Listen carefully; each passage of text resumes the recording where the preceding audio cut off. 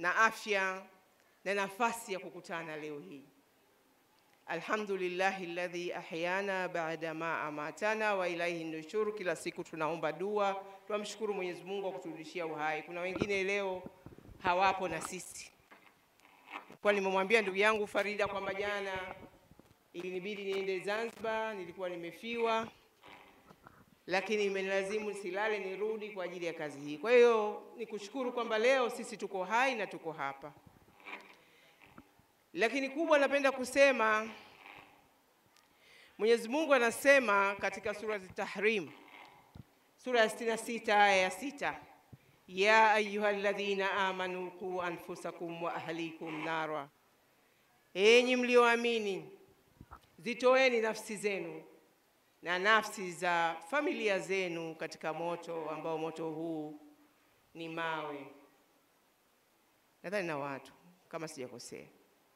Leo hadhara hii inaonyesha wazazi walioko hapa na walimu walioko hapa kazi kubwa wanayoifanya kwa kuwatoa watoto, nafsi zao na watoto katika moto unaounguza kwa sababu ya kuwapa elimu.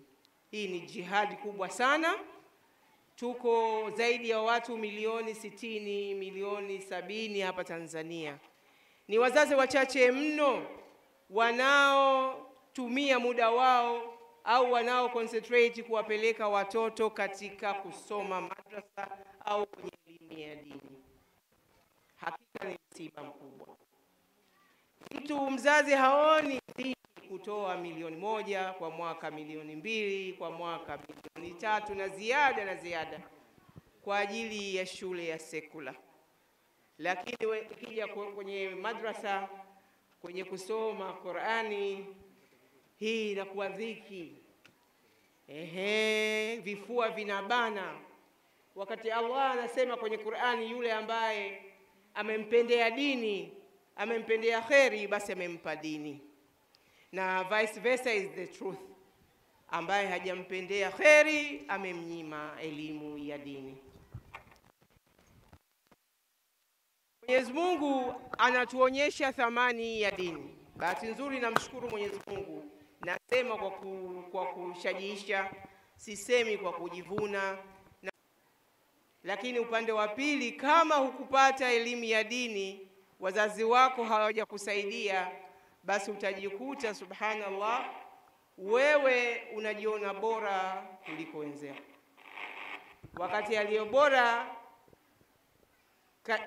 kati yenu, Allah anasema ni yule mwenye takwa, ni yule mwenye elimu. Na siku ya kiyama la yanfa'u malu wala banun illa man ata Allah biqalbin salim. Haitomfaa mtu mali yake wala watoto wake ila atakayekuja kwa Mwenyezi Mungu, atakayekwenda akiwa na moyo safi. Lakini moyo safi una nini? Moyo safi ni ule wenye elimu. Moyo safi ni ule unayemjua Mwenyezi Mungu. Moyo safi ni ule unayemjua mzazi. Tuwafundishe watoto wakiwa na umri mdogo, kuanzia miaka 5 na kuendelea. Anapofika miaka 7, unapoanza kuwa sasa unamchukulia serious, anakuwa na kuelewa. Anapofika miaka 10, miaka ya kumchapa japo usimuumize, anakuelewa ziada. Lakini leo madrasa zimekuwa mtihani, walimu wa madrasa wamekuwa mtihani, wazazi,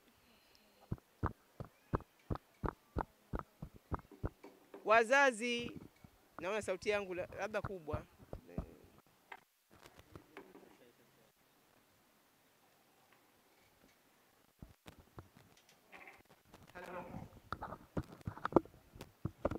Wazazi lazima tujue kila mtu ni mchunga. Amesema Bwana Mtume Muhammad sallallahu alaihi wasallam katika hadithi ya Bukhari na Muslim kwamba kila mmoja ni mchunga na ataulizwa kwa anachokichunga. Sasa hivi wazazi tujiulize, kweli sisi ni wachunga? Mtoto kweli tunampeleka madrasa, ukirudi unamsikiliza alichofundishwa? Akirudi tunamsikiliza Qur'ani angalau qiraa, tusikie anasoma vizuri? Mwalimu, je, unashirikianaje na mwalimu? Mzazi unashirikianaje na mwalimu wa mtoto wako? Ujue tabia ya mtoto wako, tatizo lake ni nini, ushirikiane naye akiwa nyumbani na yeye usaidie kumfundisha. Au tunawachia mzigo wote walimu? Ndio maana sasa tunaathirika katika mitandao. Walimu wanajawa na hasira, nao ni binadamu. Mwalimu hajui anakula nini, wazazi tupo. Mwalimu hajui analala wapi. Badala yake hasira zake anazimaliza katika fimbo, alafu inakwenda mtandaoni. Tunaathirika, wakati dini ya Kiislamu ni dini ya upole, ni dini ya amani, ni dini ya upendo. Bwana Mtume Muhammad sallallahu alaihi wasallam, tumesikia watoto wanazungumza hapa, mbora katika nyinyi ni mbora kwa wake zake, ni mbora kwa ndugu zake, na yeye ndio mbora kuliko wabora wote.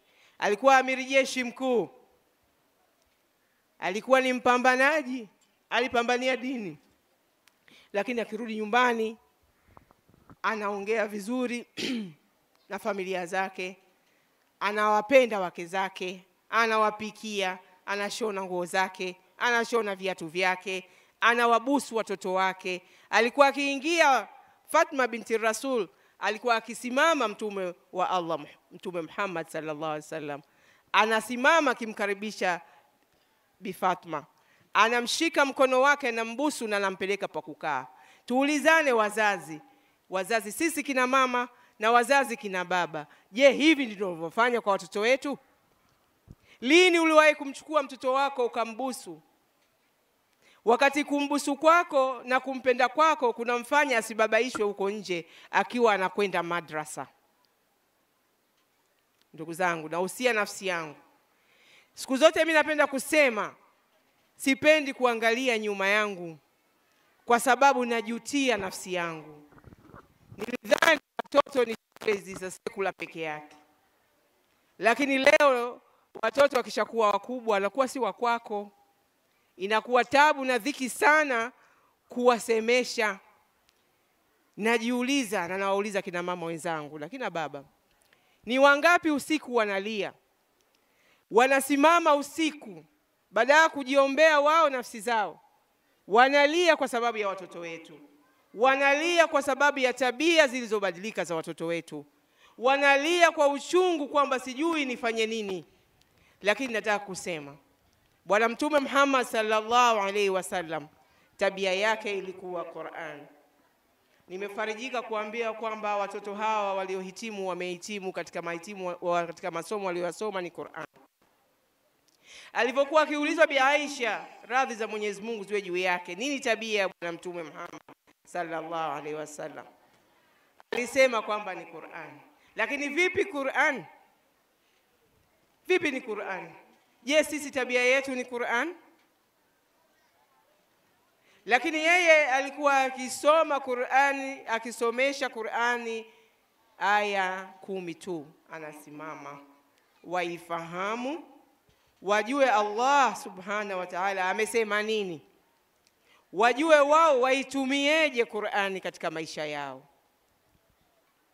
Katika surati al-Muhammad aya 24 Allah anasema, sura 47 24, Allah anasema, afala yatadabbaruna al-Qur'an am ala qulubin aqfaluha, je, hawaizingatii Qur'an? Hao kwenye mioyo yao kuna makufuli.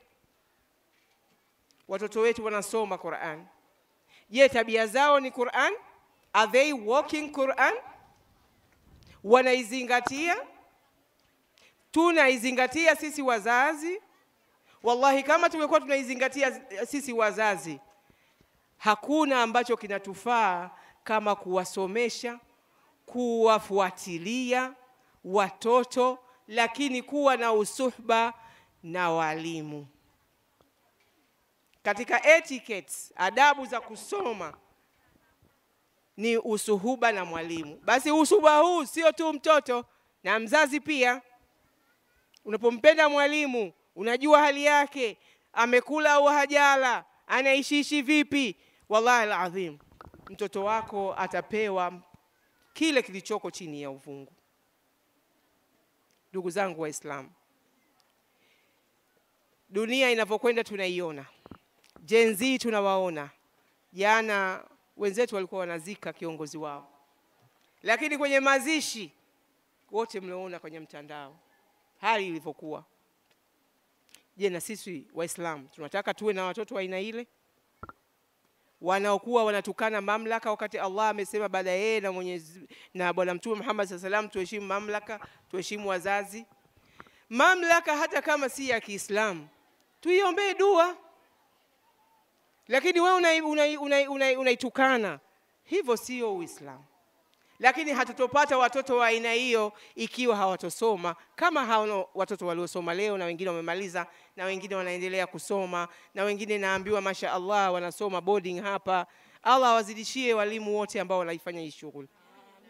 Lakini na sisi pia wazazi tuwe bega kwa bega na watu hawa. Mama ni kiongozi wa nyumba, baba ni kiongozi, ni msimamizi wa nyumba, na mama anaangalia kila aina ya maadili, mafunzo ya mtoto. Tunajua kina mama, mtoto akiwa mwema wa baba huyo lakini mtoto akiharibika ni sisi. Je, sisi wenyewe kina mama tunasoma? Mwenyezi Mungu anaposema msisengenye, tunazingatia? Qur'ani isomwe, si tilawa peke yake. Qur'ani isomwe alafu izingatiwe.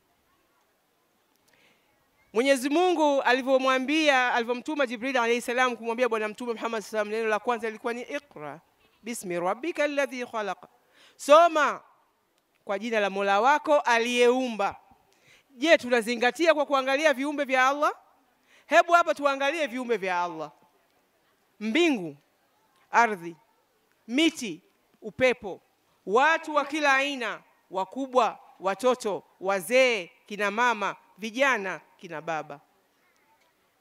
Je, tunaangalia hivi kama viumbe vya Allah? Allah anasema soma kwa jina la Mola wako aliyeumba. Hii ndio tadabbur.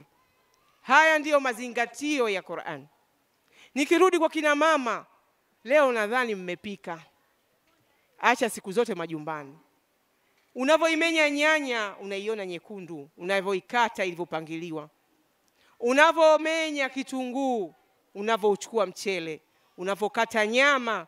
Je, unakumbuka kama hivi ni viumbe unasoma kwa ajili ya Allah, ama unapika tu kumfurahisha baba nyumbani? Inaponyesha mvua unashukuru alhamdulillahi rabbil alamin, maji mubaraka yameshuka. Allah anasema ningeazidimiza chini ya maji haya nani angeyapata? Ningeatia chumvi maji haya yapi mngekunywa? Na tunakunywa maziwa. Soma kwa jina la Mola wako aliyeumba. Tunavitafakari viumbe kwa ajili ya Allah. Tunauona ufalme. Allah anasema katika surati Ash-Shura kwamba aya 49 kama sikosei, ameumba wanawake, ameumba mbingu na ardhi, zote ni milki yake. Amewapa watoto wa kike na wa kiume, amewapa watoto mchanganyiko kike na kiume au wa kike peke yao, au amewafanya watu tasa. Na hii ni ishara kwa wenye akili. Je, watoto hawa tunawaona kuwa ni amana? Tunawapenda? Tufanye nini sasa ndugu zangu? Tuwapende watoto ukweli wa kuwapenda. Watoto hawasikii maneno yetu ya ukali. Watoto wanaona vitendo vyetu na kuvitafakari na kuvizingatia na kuvifanyia kazi. Wazazi, kina baba mnasali msikitini, lakini sunna mnasali nyumbani. Salini kwa sauti, watoto wasikie unyenyekevu wa sauti zenu. Unapotia udhu, tia kwa khushu, mwanako akuone, aone kwamba baba yangu sasa anaenda kusimama kwa Allah. Sasa hivi hapa tukipigiwa simu, rais wa nchi anakuita, hata kanzu ulovaa utaenda kuibadilisha. Lakini tunapokwenda kwa Allah, je, tunakwenda kwa unyenyekevu? Unapokwenda kusali ndiko mwanako anavyokuona. Unapokula ukasoma dua kwa sauti ndio mwanako anapogeza. Anapolala ukamsomea dua ndio mwanako anapochukua. Unapotoka naye nje ukasoma dua ndio mwanako anapokuigiza. Mtoto hasomi kwa maneno makali. Kabla hujasema moto, basi umwambie kuna janna. Kabla hujasema Mwenyezi Mungu usiposali mkali atakuadhibu, basi mwambie Mwenyezi Mungu ukisali atakupa pepo ya duniani utapata na akhera utapata. Kabla hujamwambia mtoto Mwenyezi Mungu mkali wa kuadhibu, basi umwambie Mwenyezi Mungu ni msamehevu. Wallahi mtoto atasikia. Hali tulionayo ni ngumu sana bila elimu ya dini. Ni ngumu sana katika hii dunia ndugu zangu. Wala tusifikiri kwamba elimu ya sekula ndio. Mimi nimesoma, namshukuru Mwenyezi Mungu, vitabu chungu mzima vya shule. Leo sijui hata kimoja kiko wapi. Lakini imebakia Qur'an. Qur'an inabaki. Ndugu zangu, naihusia nafsi yangu na wahusia na nyinyi wazazi wenzangu. Tuwapende walimu, tuipende hii shule, ina mambo mengi inahitajia. Uwanja ni mkubwa. Kwanza nawapongeza kwa umoja waliokuwa nao, kwa sababu wameungana. Sisi sasa hivi Waislamu umoja mtihani kidogo, lakini kusikia hapa zaidi ya misikiti 9 mmeungana kwa mapenzi.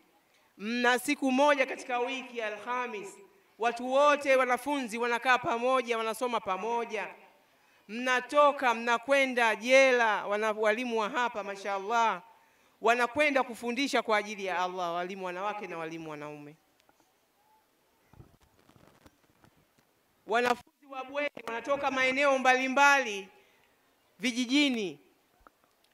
Sisi kupeleka tadabul Qur'ani vijijini tunasikitishwa.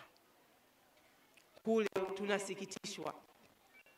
Lakini anatoka hapa mwalimu ameshapikwa vizuri, anakwenda kule hana chakula, hana pa kukaa. Vipi atafundisha ndugu zangu? Vipi atafundisha? Hakuna ufadhili wa kuwafanya hawa wafanye kazi. Kweli hii kazi haina anayeweza kukulipa. Anayekulipa ni Allah subhanahu wa ta'ala. Na anakulipa kwa kadri yeye mwenyewe anavyotaka na anavyojua. Lakini kweli ndio anakulipa, lakini kuna ile kumwezesha kidogo mwalimu aweze kusomesha. Kuna ile kumfanya ajione kwamba wazazi wanashukuru.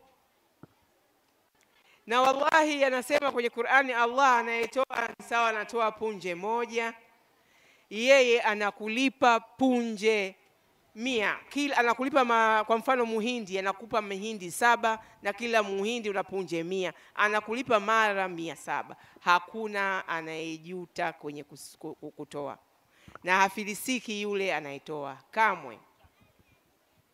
Tuamke ndugu zangu, tuamke kwa ajili ya Allah.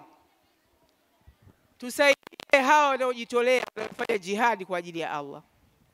Hawa watoto wasomi na hawa walimu ambao ni wasomi ziada, hawa ni warithi wa Bwana Mtume Muhammad sallallahu alaihi wasallam. Hakika wakati Bwana Mtume Muhammad sallallahu alaihi wasallam anafariki dunia, pale alipokuwa Nabii Aisha, radhi za Mwenyezi Mungu ziwe kwake ziwe juu yake, hakuna alichokuwa anamwambia.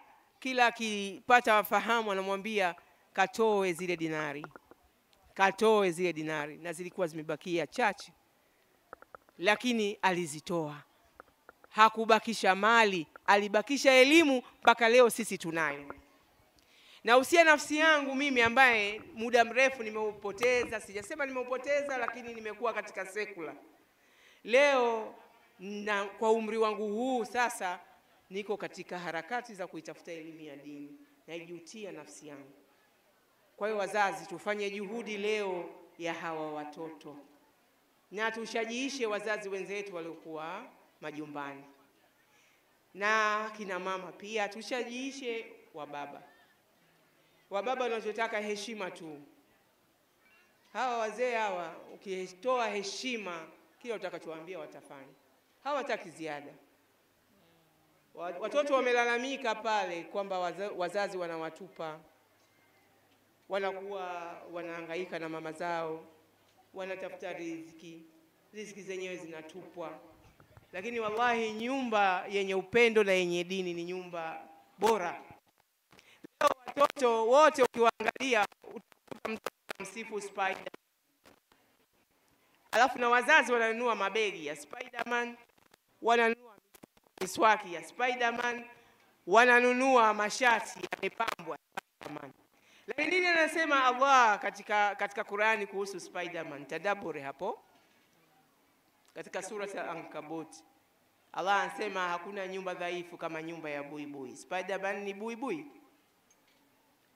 Lakini siku hizi kila kitu mtoto role model wake, kwa sababu tunawaacha kwenye TV, tunawaacha kwenye simu, ni Spiderman. Lakini Allah anasema nyumba dhaifu kuliko nyumba zote ni nyumba ya buibui. Unaweza kufikiri kwamba ni kwa sababu unaweza kuchukua ile fagio la kutoa ukatoa buibui katika nyumba yako, lakini hapana.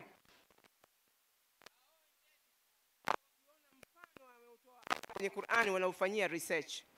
Wamefanya research, wamegundua kwamba maisha ya buibui yako hivi. Kwanza ile nyumba ile ni nyumba ya mwanamke. Ndiye Mwenyezi Mungu alomjalia kutoa ule uzi na kuitengeneza. Lakini pili, anapopata ujauzito, baada ya kuzaa anamuua mumewe na mtupa nje. Inna lillahi, mume ni mlango wa janna. Tafakari, unamuua, unamtupa nje. Akishamaliza watoto wanawakuza, wakishakuwa wakubwa watoto wanamuua mama, wanamtupa nje. Mama unaambiwa pepo ya mwanaume iko chini ya miguu yake ya mama yake. Hata sisi wanawake. Sasa unamuua, unamtupa nje. Sasa hiyo je, ni nyumba bora? Lakini leo role model wetu, watoto wetu ni nani? Kaona kwenye TV Spiderman. Unamfanyia shughuli nyumbani, sijui ndio birthday kwenye Uislamu watu fahamu, lakini keki inapambwa kwa Spiderman.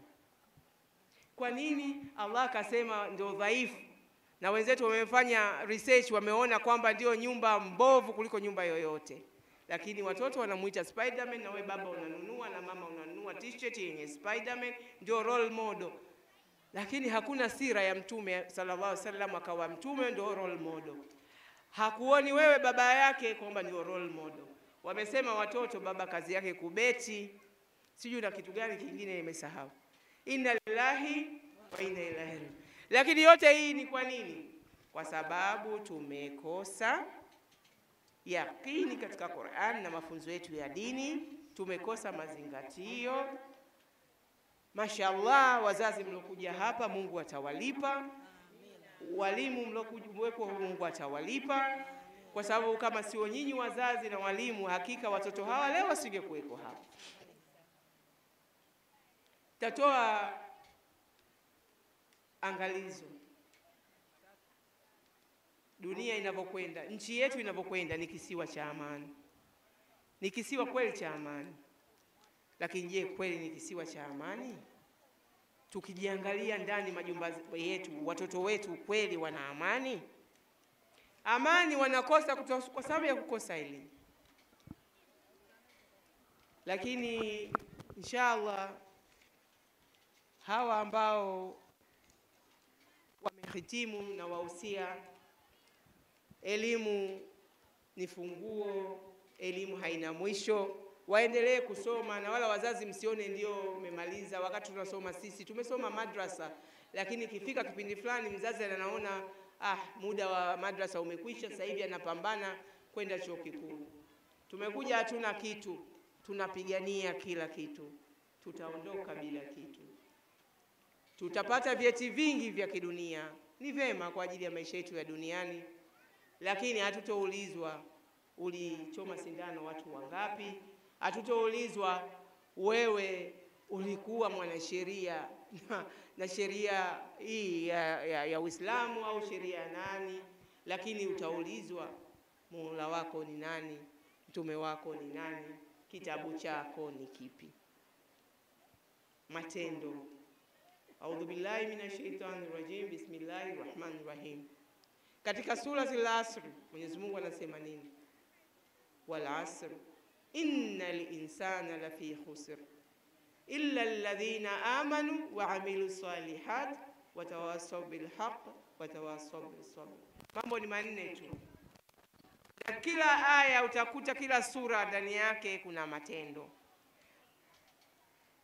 kuamini, kutenda haki, kutenda matendo mema, kusubiri. Hayo tu, lakini wengine wote tutakuwa kwenye hasara kama tutakuwa na mambo hayo manne matendo. Baada ya kusema hayo, ndugu zangu, nadhani nimesema vya kutosha.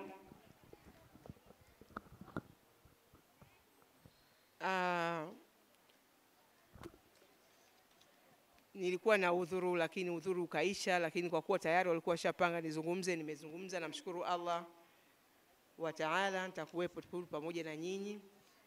Kuna eneo nimeitwa, lakini nikapata mtu wa kuniwakilisha, nami nitachangia juhudi kidogo insha Allah kwa ajili ya Allah. Sitosema, lakini nitawakilishia Uti Farida hapa kwa ajili ya harakati zenu insha Allah.